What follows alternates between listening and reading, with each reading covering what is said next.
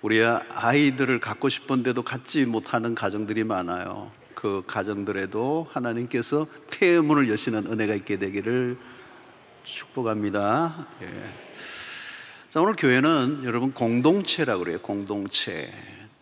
그 말은 뭐냐면 함께 신앙생활을 하도록 디자인되어 있다는 거예요. 하나님이 교회를 디자인하셨을 때 각자가 신앙생활을 하는 게 아니고 함께 혼자서는 교회가 될 수가 없어요. 혼자 결혼 못 하잖아요. 똑같아요. 혼자서는 성도로 존재할 수 없다는 거예요. 함께. 그래서 우리가 하나님 예수 그리스도를 믿음으로 하나님과 연결되는 순간 다른 그리스도인들과 자동적으로 연결이 되는 겁니다.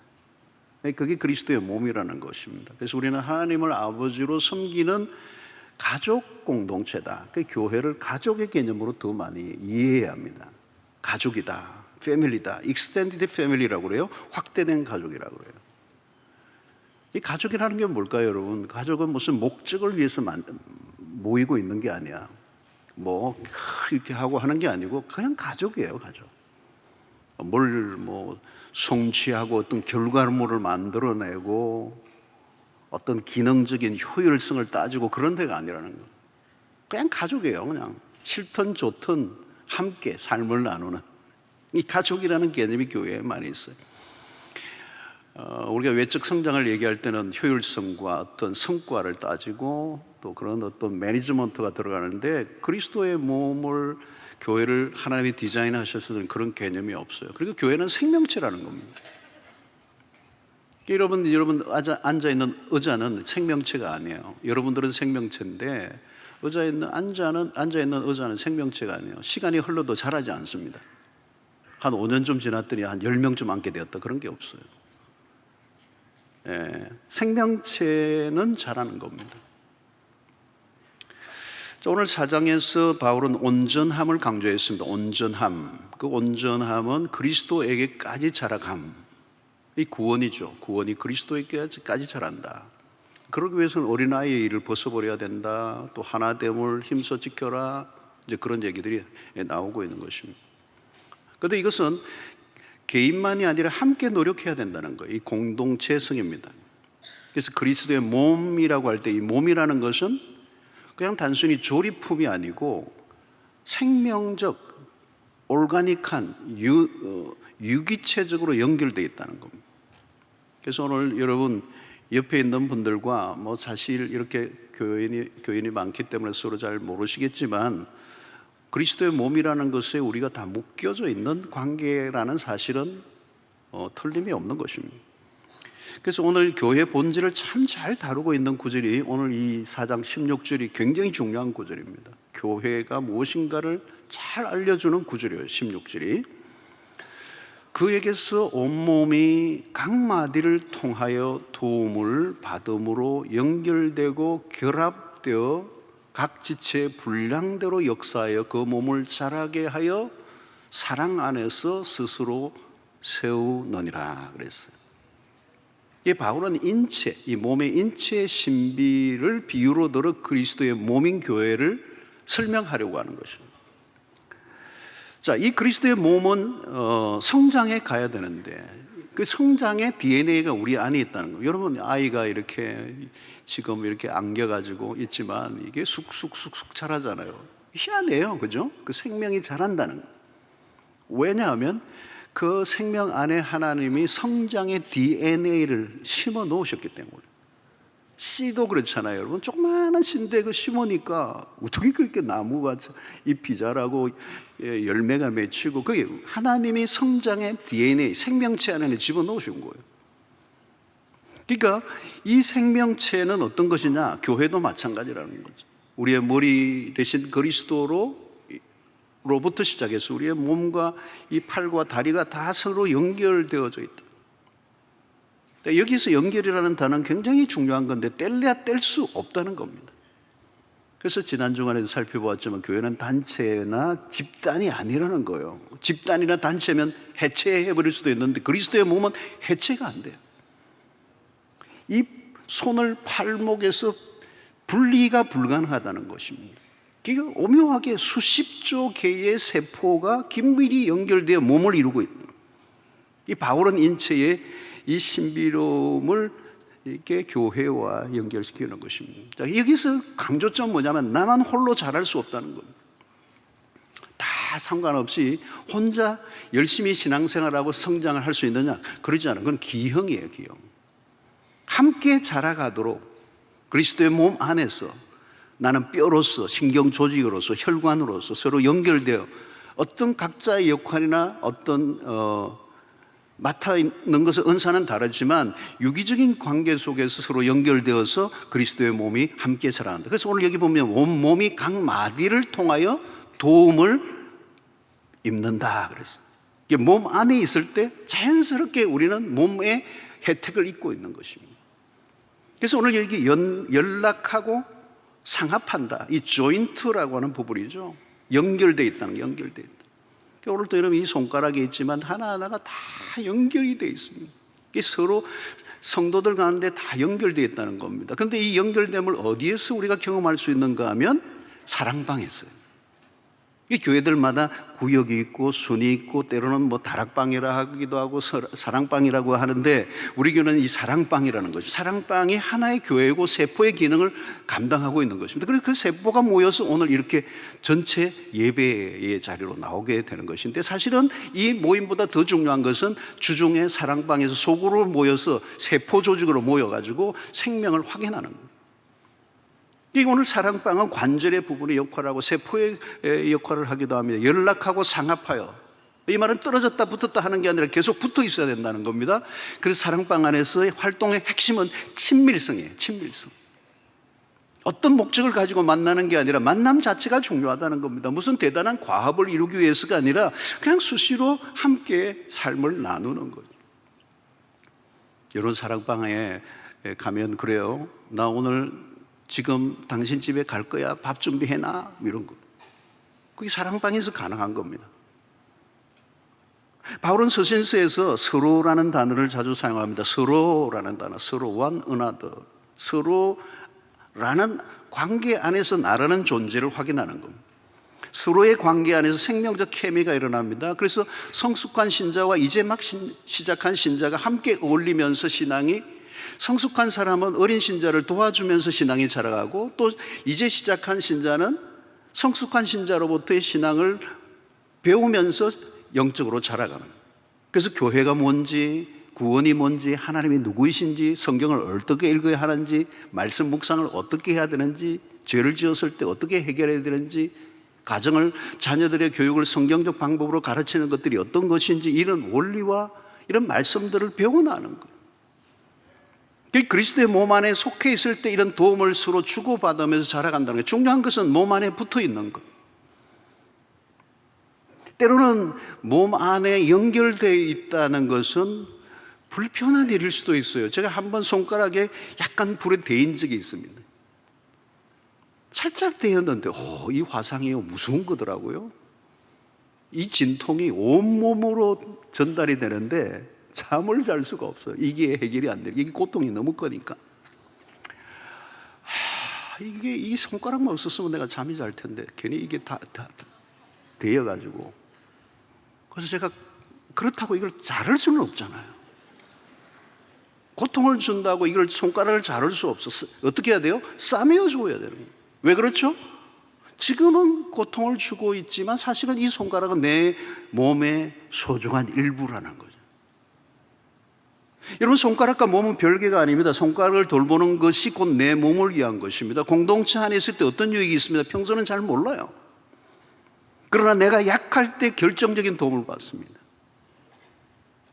손가락이 몸에 붙어 있을 때 돌봄을 받는 거잖아요. 몸 안에 있는 것 자체가 복이에요. 붙어 있으면 사는 거고 떨어지면 죽는 겁니다. 힘들어도 그리스도의 몸 안에 있어야 된다는 거예요. 사랑방에서 우리는 이런 소그룹 안에서 이런 경험들을 하게 됩니다. 어려움을 당한 지체를 적극적으로 도와주죠. 함께 울고 웃습니다. 힘들수록 더 한마음이 되어 고통의 순간을 지납니다. 약할수록 더 돌보는 것, 이게 몸의 원리예요. 기계 부속품이라면 고장이 나면 미련 없이 바꾸면 됩니다. 그러나 그리스도의 몸에는 부속품이 없어요. 아주 작은 기관에도 매우 소중하다는 겁니다. 약할수록 더 돌봐줍니다. 문제를 일으키고 힘들게 하는 성도가 있습니까? 사실은 그게 아픈 손가락이에요. 관심을 더 가져줘야 되는 거죠. 아픈 손가락을 모른 채 하고 내가 평안할 수가 없습니다. 한 몸이라는 걸 어떻게 느낄 수가 있습니까? 고통이 전이 될 때. 여러분, 내가 찔렀는데 아픔이 없으면 내 몸이 아닙니다. 찔렀는데 아프면 내 몸입니다. 내 몸에 붙어 있는 겁니다. 사랑방 안에서 한 성도의 가정이 고통을 겪을 때 그 고통이 사랑방 식구들에게 전이가 되면 그건 한 몸이 되어 있는 겁니다. 여러분, 이웃교회가 어려움을 당하면 그 어려움이 우리에게 느껴지면 우리는 그리스도 안에서 교회의 이름은 다르지만 한 그리스도의 몸 안에 있는 거예요.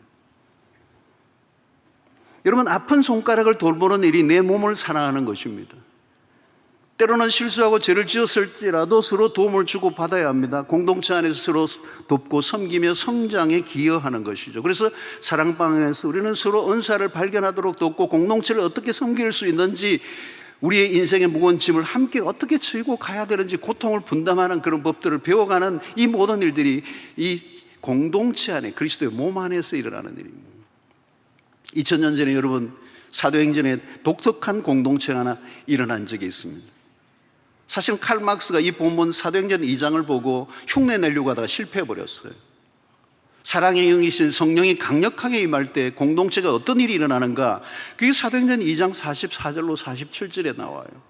믿는 사람들이 다 함께 있어 모든 물건을 서로 통용하고 또 재산과 소유를 팔아 각 사람의 필요를 따라 나눠주며 날마다 마음을 같이하여 성전에 모이기를 힘쓰고 집에서 떡을 떼며 기쁨과 순전한 마음으로 음식을 먹고 하나님을 찬미하며 온 백성의 칭송을 받으니 주께서 구원받는 사람을 날마다 더하게 하시니라.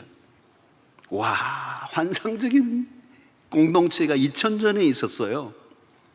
믿는 사람들이 다 함께해서 물건을 서로 통용했대요. 재산과 소유를 팔아 각 사람의 필요를 따라 나눠줬대요.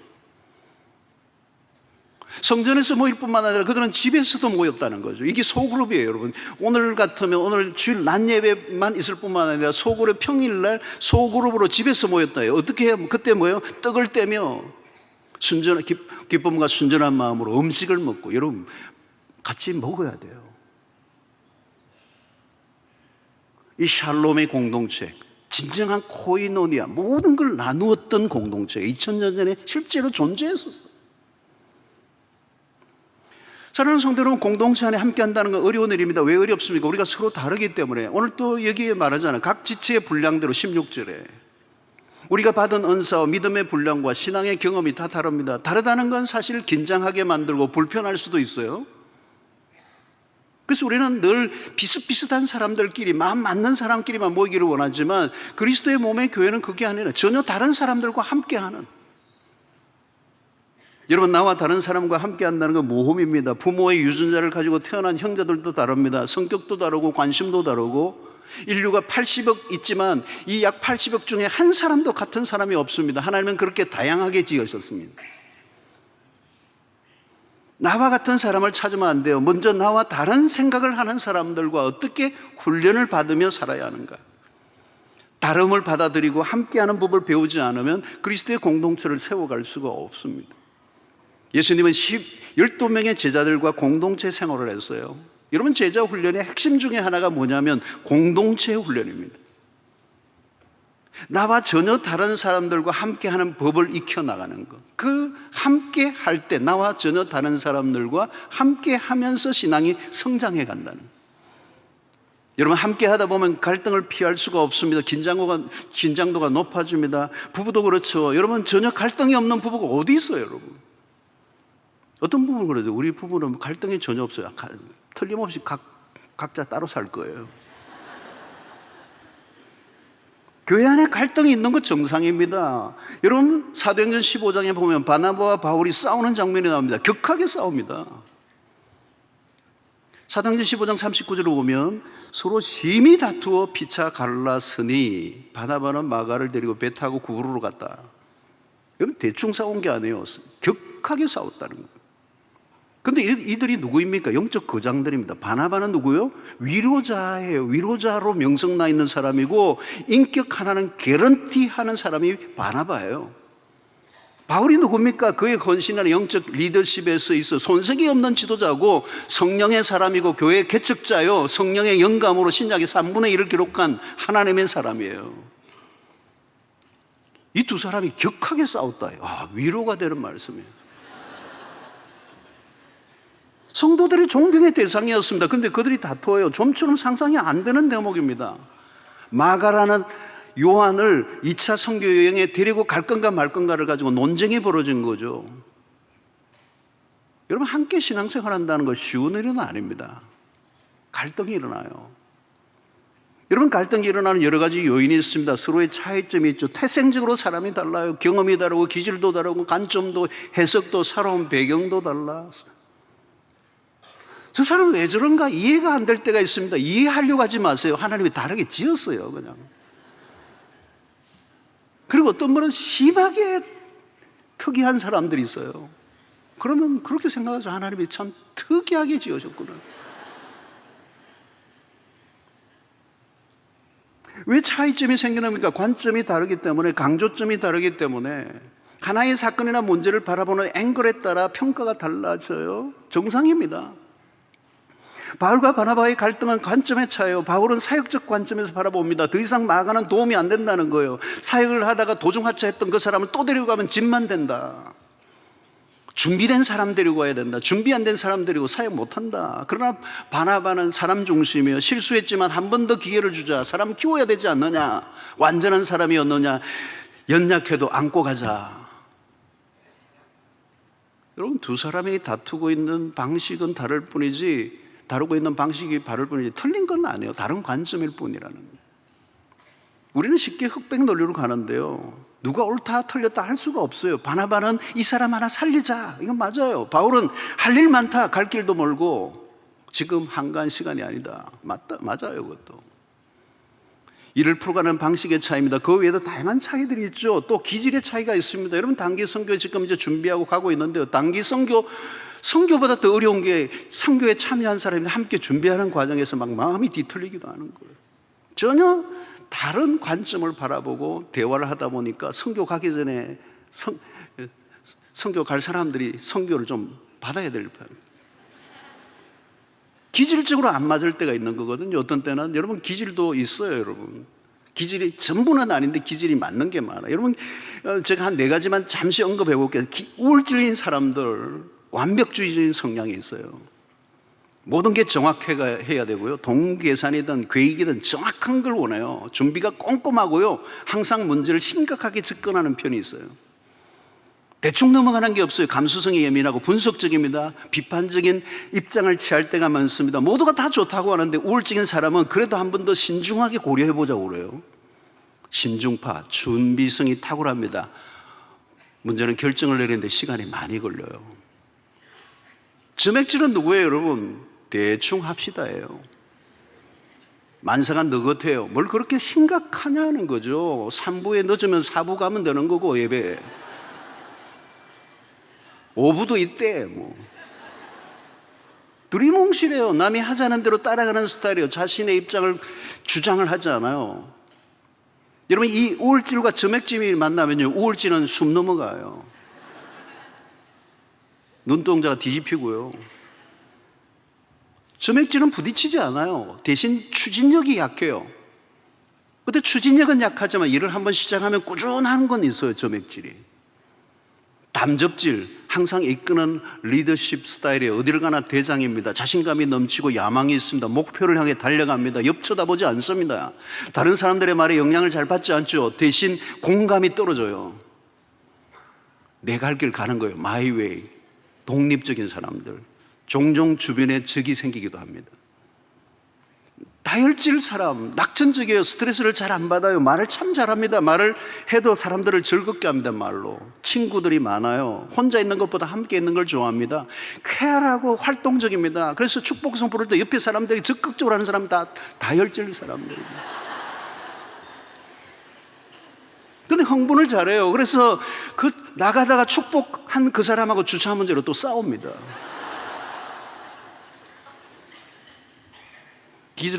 기질은 좋고 나쁘고의 문제가 아니에요. 다른 거예요. 다 기질의 양면성이 있는 거고 하나님이 다르게 지었었어요. 흥미로운 것은 은혜를 받아도 기질대로 행동한다는 거예요. 말씀을 들어도 기질대로 듣고요. 지금도 말씀 다 웃고 있는데도 웃지도 않고 메모하고 있는 사람은 우울질이에요. 틀림없이 갈로 치고 웃음 이랬을 거예요.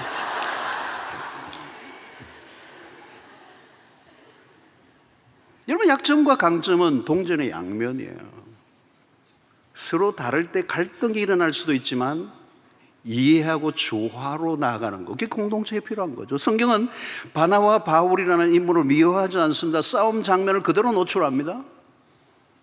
두 지도자의 싸움을 보면서 실망을 하기보다 우리는 인간미를 느껴요. 사람 냄새가 나잖아요. 바울 그러면 막 그냥 천상의 사람처럼 하면 우리가 어떻게 따라가겠어요?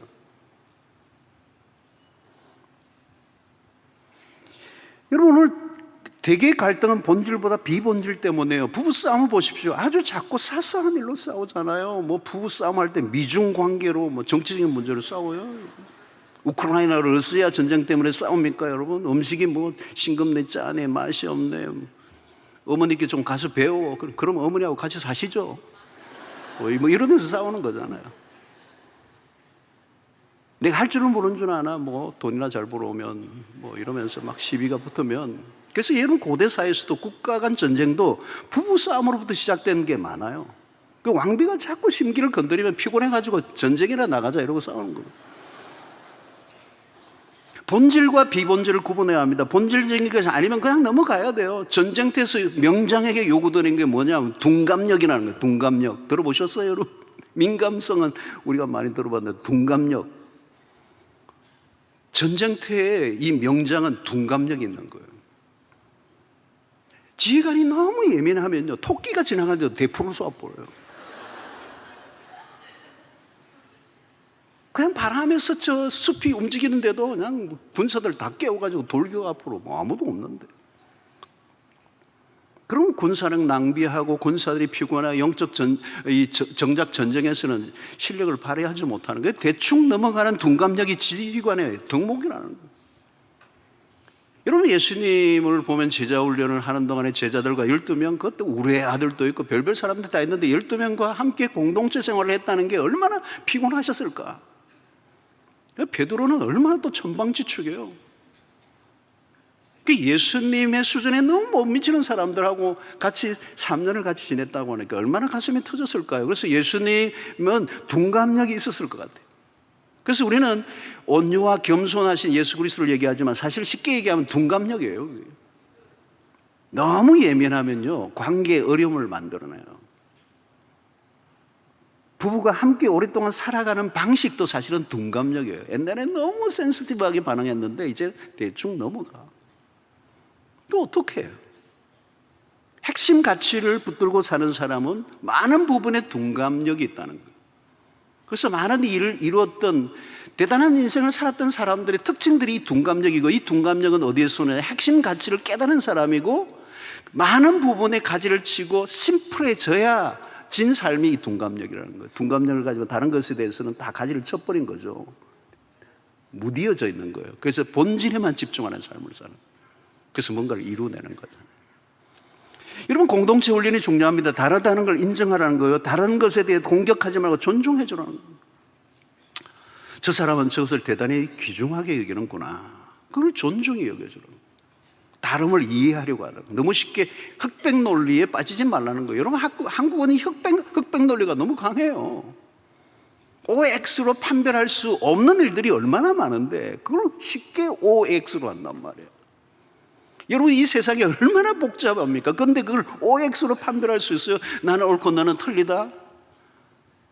너무 단순한 거예요. 너무 그건 단순 논리예요. 그러면 인생이 힘든 겁니다. 힘들게 살아가야 돼요. 그러면 이 프레임 전쟁이 우리가 있잖아요. 한국의 프레임 전쟁. 그냥 그 안에 넣고 공격을 퍼붓고. 여러분, 세상은요 절대 악도 절대 선도 존재하지 않아요. 아무리 착한 사람도 그 안에 악이 있고요, 악한 사람도 그 안에 선이 있어요. 우리는 너무 성급하게 결론을 내는 거죠. 나는 수준이 있는데 넌 왜 그러냐. 그건 몸을 이해하지 못한 겁니다. 몸 안에 여러분 구분해 내려고 하면 의미가 없어요. 내가 이 몸을 아무리 해도 그건 내 몸이에요. 그리스도의 몸이란 우리가 서로 연합하여 만들어진 것이기 때문에 그래서 우리는 다양성을 정겨야 돼요. 그래서 교회에 매우 중요한 것은 Unity and Diversity예요. 그러니까 하나됨을 이루면서도 다양성을 이루어간다. 이게 오묘한 겁니다. 이게 그리스도의 몸인 교회에 가지는 독특성이에요.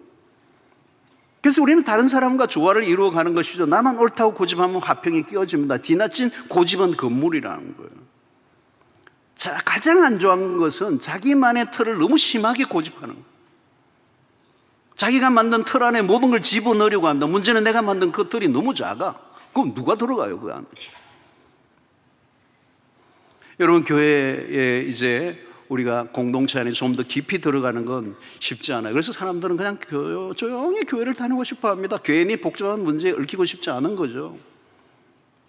그래서 이 교회는 다른 교회에서 옮겨오신 분들이 꽤 계시고요. 옮겨오시고 난 다음에 조용히 다니시는 분들이 계세요.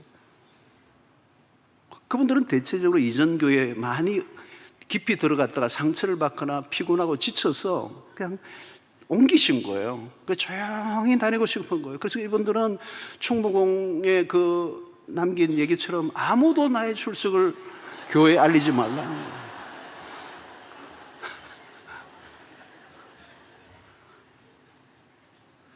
이런 소그룹 안으로 들어가려면 복잡해지죠. 나와 수준이 또 안 맞는 사람들하고 같이 막 부딪히기 싫은 거예요. 부딪히기 싫은 거예요. 말은 왜 저렇게 해? 행동은 왜 저렇게 하고? 밥은 또 왜 저렇게 게을스럽게 먹고? 옷은 왜 저렇게 입지? 만사가 마음에 안 들어요. 여러분, 그래서 서로에 대해서 많이 알면 알수록 관계하기가 힘들어집니다. 더 이상 그 소그룹 안에 들어가면 가면을 쓸 수 없어요. 주일날 올 때는 우리가 멋진 가면을 하나씩 쓰고 나오면 돼요. 근사하게 왔다가 가시면 되는 거예요. 그런데 소그룹 안에 들어가면, 사랑방 안에 들어가면 그게 안 돼요. 그래서 여러분, 어떤 분은 사랑방을 목사님이 들어갔는데 너무 힘들어. 그런 케이스 있어요, 여러분. 그런 분들은 어떻게 해요? 옮기세요. 사랑방을 옮기시라고요. 그 말은 뭐냐면 사랑방을 안 하는 것보다는 옮기는 쪽을 선택하는 게 훨씬 낫다는 얘기지, 옮기라는 얘기는 아니에요. 오늘 또 옮기고 싶었는데 오늘 목사님이 옮기라 했다 이래가지고 또 당장 옮긴다 그러면 교구가 복잡해집니다. 여러분 잘 들으세요. 옮길 수 있어요. 그런데 옮기는 게 답이 아니라는 거예요. 교회도 마음에 안 들면 옮기면 됩니다, 여러분. 목사도 마음에 안 들면 옮기셔도 돼요. 제가 옮기기는 힘들잖아요. 그분이 옮기셔야죠.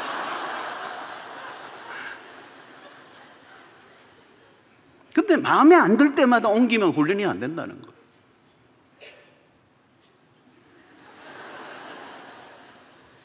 마음에 안 드는데 그 안에서 하나님이 훈련을 시키기 원하죠. 나를 다듬어 가기 원하죠. 내 마음에 드는 사람들하고만 모여 보세요. 다 나 칭찬해주고 나 세워주고 거기 있으면요, 내가 누구인지 몰라요. 까칠까칠한 사람들하고 만나봐야 보통 때는 다 우리 성자잖아요. 건드리기 전에는.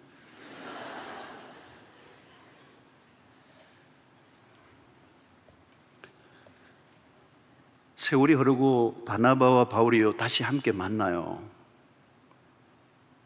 그리고 마가도 동참을 시킵니다. 디모데후서 4장 11절로 누가 만나와 함께 있느니라 내가 올 때에 마가를 데리고 오라 그가 나의 일에 유익하니라. 좋은 결말을 만들어내요. 과정은 우여곡절이 있지만 결국은 화해하고 하나됨을 이루는 거, 이게 교회의 모습입니다. 여러분, 우리가 어떠가 보다가 인간관계 속에 헤어질 때도 있지만요, 끝을 잘 맺어야 돼요. 끝이 멋있어야 돼요. 항상 지나간 자리가 멋있어야 돼요. 뒷담화하면 안 돼요, 여러분. 원수로 만들어서 헤어지면 안 돼요. 여러분, 원수 나 절대 안 만난다. 희한해요. 인생은요 생각보다 길고 세상은 좁아요. 외나무 다리에서 만나요. 여러분, 우리가 마음에 안 들면, 우리가 관계가 힘들면 끝내자 이러면 안 돼요. 우리는 단체나 조직이 아니라고요. 그리스도의 몸이라고요. 교회를 옮겨도 그리스도의 몸으로, 그리스도의 큰 의미에서 그리스도의 몸으로 벗어날 수가 없어요. 그리고 우리의 교회의 머리는 그리스도이시기 때문에. 그래서 우리는 항상 다른 사람과 어울릴 줄 알아야 합니다. 맞추어 줄 줄 아는 것, 조화를 이루어가는 법을 배우는 거. 그래서 에베소 교회 안에 유대인과 이방인이 뒤섞여 있다는 것은 이건 엄청난 얘기예요, 여러분. 그래서 바울은 계속 사랑을 강조하잖아요. 사랑 안에서 스스로 세우니라는 사랑. 서로의 차례를 이해하라는 것. 다르지만 함께 자라가도록 우리를 부르셨다는 것. 그래서 여러분이 관현악대 우리 교회 오케스트라가 얼마나 멋있는 연주를 하잖아요. 참 신기하잖아요. 전혀 다른 악기들이 모였는데 하모니를 이루는 거잖아요. 이 조화. 독주와 달라. 여기 진짜 독주하면 얼마든지 멋진 음악을 낼 수 있지만, 소리를 낼 수 있지만, 자기의 소리를 철저하게 절제하면서 다른 악기와 맞추는 거, 지휘자의 손 아래에서 다 맞추면서 하모니를 만들어내는 게 그리스도의 교회의 모습을 너무 잘 표현하는 거. 뭐 박수도 있고 뭐.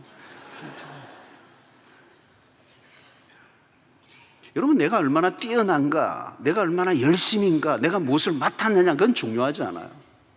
내가 얼마나 조화를 이룰 줄 아느냐는 거. 그게 그리스도의 몸 안에서 우리의 역할이에요. 내가 얼마나 조화를 이룰 줄 아느냐. 다른 사람과 조화를 이룰 줄 아는 것, 이 신앙생활의 핵심입니다. 공동체 안에서 조화를 이루어 가려고 노력하는 것보다 더 나은 헌신은 없어요. 여러분, 선교지에 가서 순교하는 것보다 매일의 공동체 안에서 사람들과 관계 속에 죽는 법을 먼저 배워야 돼요. 한 번의 영웅적 죽음이 중요한 게 아니라 일상에서 매일 죽는 죽음, 아무나 그렇게 죽지도 못해요. 나와 같지 않는 사람들과 함께 하려면 매일 내가 죽는 경험, 조화를 이루어 간다는 건 쉽지 않아요. 십자가잖아요. 하나님과 우리의 관계, 이웃과의 관계를 조화를 이루도록 위해서 그리스도께서 십자가에 죽으시고 그 희생으로 인하여 우리 안에 화해가 일어난 거잖아요. 그냥 죽어지는 게 아닌 겁니다. 내가 죽고 또 죽는 훈련을 통하여 그리스도의 몸된 공동체를 세워가는 것. 다른 사람들과 보조를 맞추어 갈 줄 아는 것. 아무리 힘든 일이 있어도 교회를 깨자는 쪽으로 가면 안 돼요. 여러분, 우리는 교회 안에서 오랫동안 신앙생활을 하다 보면 산전수전을 다 겪습니다. 실수하기도 하고 우리의 부족함과 이런 허물들이 드러나죠. 그 속에서 하나님께서 우리에게 요구하시는 것이 무엇인가를 조금씩 깨달아가며 그 불완전했던 사람들이 모였는데 조금씩 깎이고 변화되고 조화를 이루면서 자라가는. 성도 여러분, 어떤 경우에도 이 몸을 거부해서는 안 됩니다. 그리스도의 몸 안에 있어야 자랍니다. 하나님이 세상 가운데 주신 놀라운 축복이 바로 공동체예요. 공동체는 신비로운 것입니다. 인류 역사에 그리스도의 몸으로서의 교회만큼, 이 공동체만큼 하나님이 주신 큰 선물은 없어요. 그 몸 안에서 우리는 구원의 즐거움을 누리게 하시고 그 몸 안에서 우리는 성화에 이르게 하시고. 여러분, 우리는 이 세상이 얼마나 삭막합니까? 어디에 진정한 사랑이 있습니까? 어디에서 진정한 위로가 있습니까? 지치고 상하고 무너져 내릴 때 나를 붙들어 줄 수 있는 공동체가 있는가? 믿음의 길을 걸어간다는 건 쉽지 않은 험한 길을 걸어가는데 우리 홀로 있으면 우리는 언제든지 무너집니다. 여러분, 우리가 언제 무너지느냐 하면 홀로 있을 때입니다. 때로는 공동체가 부담이 되기도 하지만 우리는 공동체 안에 있어야 돼요. 공동체 안으로 들어가셔야 돼요. C.S. 루이스가 그런 얘기했어요. 외로움은 인간이 스스로 만든 재앙이다 그랬어요. 인간은 홀로 행복할 수 없어요. 홀로 온전해질 수도 없어요. 홀로 있을 때 여러분 무슨 웃을 일 있나요, 여러분? 함께 할 때 웃죠. 오늘도 함께 하면서. 홀로 집에서 거울 보면서 웃는 사람 병원에 빨리 가셔야 돼요. 공동체를 벗어나 홀로 있다는 건 위험한 것입니다. 홀로 외로운 섬이 되어 있어요. 그럼 표류하고 있는 배와 같아요. 어디로 갈지 몰라요. 자신이 어디에 있는지, 내가 누구인지를 몰라요. 홀로 있으면 내가 누구인지 몰라요. 내가 어디에 있는지 몰라요. 함께 있을 때 내가 누구인지를 알아요. 함께 하는 거 힘들어요. 쉽지 않다고요. 그럼에도 불구하고 함께 할 때 얻는 유익이 함께 하지 않을 때, 홀로 있을 때보다 훨씬 더 크다는 거예요.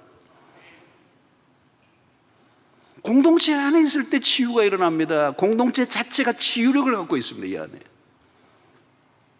그래서 여러분, 건강하고 탄탄한 공동체가 있으면요, 가족 관계에 어려움이 있고, 인간관계가 어려움이 있고, 부부가 갈등이 있어도요, 이 그리스도의 튼튼한 공동체 안에 속해 있기만 하면요, 문제가 해결되게 돼 있어요. 왜? 이 공동체에 주는 엄청난 에너지가 있기 때문에.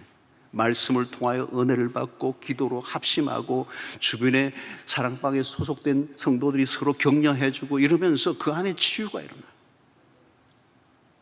회복이 돼요. 그런데 이 탄탄한 공동체가 흔들리면요, 멀쩡하던 가정들이요 막 흔들려요. 부부가 막 갈등이 일어나고요. 왜? 영적 에너지가 공급되지 않으니까. 공동체 자체는 여러분, 이게 어마어마한 치유력과 회복력과 복능력을 갖고 있고 우리의 영적인 모든 에너지를 공급받는 것입니다. 여러분, 오늘날 개인주의화가 얼마나 심화되고 있습니까? 이 도시는 개인주의를 심화시킵니다. 개인의 삶이 점점 강화되면서 사실은 우리의 삶이 무너지고 있어요. 비인간화되고 인간의 물질화되고 혼자 지내는 것을 미화하는 이런 문화 속에서 어떤 일이 일어나죠? 외로움과 우울증과 불안과 무기력증과 공황장애와, 여러분, 이게 전부 다 정확하게 한마디 얘기하면요, 공동체가 사라진 증상이에요. 그리스도의 몸된 공동체보다 더 큰 선물은 없어요. 혹시 여러분 혼자 떨어져 있는 분들이 계세요? 공동체 안으로 들어오셔야 돼요. 우리의 영성은요, 기독교 영성은 공동체적이에요. 성경을 읽어도 여러분, 개인적으로만 주시는 말씀으로 들으면 이 성경은 이해가 안 돼요. 공동체라는 개념을 가지고 이걸 성경을 들여다봐야 해석이 돼요. 하나님이 삼위일체 하나님이에요. 공동체적이에요, 여러분. 우리가 믿는 하나님이 성부, 성자, 성령이세요.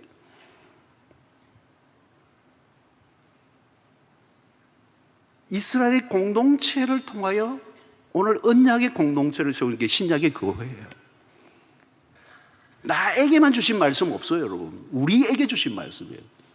주기도문이 뭐예요? 하늘에 계신 우리 아버지예요 그랬어요. 기도도 개인적으로 나가지만 우리 아버지라는 개념 안에 우리는 다 하나의 가족이 되는 거예요. 개인은 없어요, 여러분. 공동체예요. 축복은 공동체를 주시는 거예요. 공동체 안에서 우리는 서로 격려하며 함께 할 때 은혜는 증폭됩니다. 홀로 기도하기도 하지만 함께 기도할 때 엄청난 위력이 들어요. 함께 사랑을 나눌 때 세상을 이기게 되는 거예요. 사랑하는 성도 여러분, 우리가 평소에는 이걸 잘 몰라요. 복음이 그렇대요. 평소에는 잘 모르는데 복음을 들어놨는데 어림을 딱 맞으니까 그 복음의 위력이 있대요. 여러분, 우리가 평소에는 내 혼자 잘 살아갈 것처럼 착각을 해요. 그래서 별일이 없는 한 혼자 그런 대로 그럭저럭 살 수 있어요. 그러나 인생의 위기가 닥칠 때, 폭풍우가 몰아칠 때, 내가 저항할 수 없는 어려움에 휩싸일 때, 공동체에 연결된 사람과 그렇지 않은 사람은 하늘과 땅 차이. 교회 공동체가, 그리스도의 몸인 공동체가 2000년 전에 시련과 핍박과 환난 속에 죽어갈 때도 그리스도의 공동체가 성도들을 신앙을 보호하고 끝까지 승리하도록 이끌어주는 힘이 그리스도의 몸 안에 있는 것입니다. 사랑하는 성도 여러분, 공동체 안에 함께 하시고 그리고 그 공동체가 세워지는 일에 기여하십시오. 그 일은 쉽지 않다고 그랬습니다. 까다로운 일이고 귀찮은 일이고 피곤한 일일 수 있어요. 그럼에도 불구하고 우리는 그리스도의 몸을 거부할 수 없습니다. 그 안에서 자라게 하시고 그 안에서 힘을 얻게 하십니다. 오늘 혹시 여러분들 가운데 사랑방에 참여하지 않으신 분들은 들어가세요. 들어가세요. 놀라운 축복이에요. 아마 여러분들 나중에 저에게 고맙다 하셔야 될 거예요. 그때 목사님 얘기를 내가 들어서 정말 축복이었습니다. 여러분, 교회 안에 한 사랑방 목자를 하다가 멈춘 분이 계시면 다시 시작하세요. 목자 하셔야 돼요. 그리고 한 5년 우리 교회 안에서 훈련받고 다 은혜 받았던 분이라면 이제 목자로 도전하세요. 우리 다른 분들에게 얘기하셨네. 목자 코칭도 있고 다 가르쳐드려요. 다 할 수 있도록 가르쳐. 오늘 주일날 드리는 예배뿐만 아니라 우리에게 그리스도의 몸이라고 하는 것을 서로 깊이 느끼고 연결되어 있다는 것을 느낄 때 우리는 함께 자라가게 되는 줄로 믿습니다. 오늘 6절에 보면 그에게서 온몸이 각 마디를 통하여 도움을 받음으로 연결되고 결합되어 각 지체의 분량대로 역사하여 그 몸을 자라게 하여 사랑 안에서 스스로 세우느니라. 이 그림을 우리의 삶에 적용함으로 소그룹 안에 들어가셔서 서로 연결되어 있는 그 기쁨이 무엇인지를 만끽하시고 함께 자라가는 그리스도의 몸된 교회의 일원이 되시기를 주의 이름으로 축원합니다.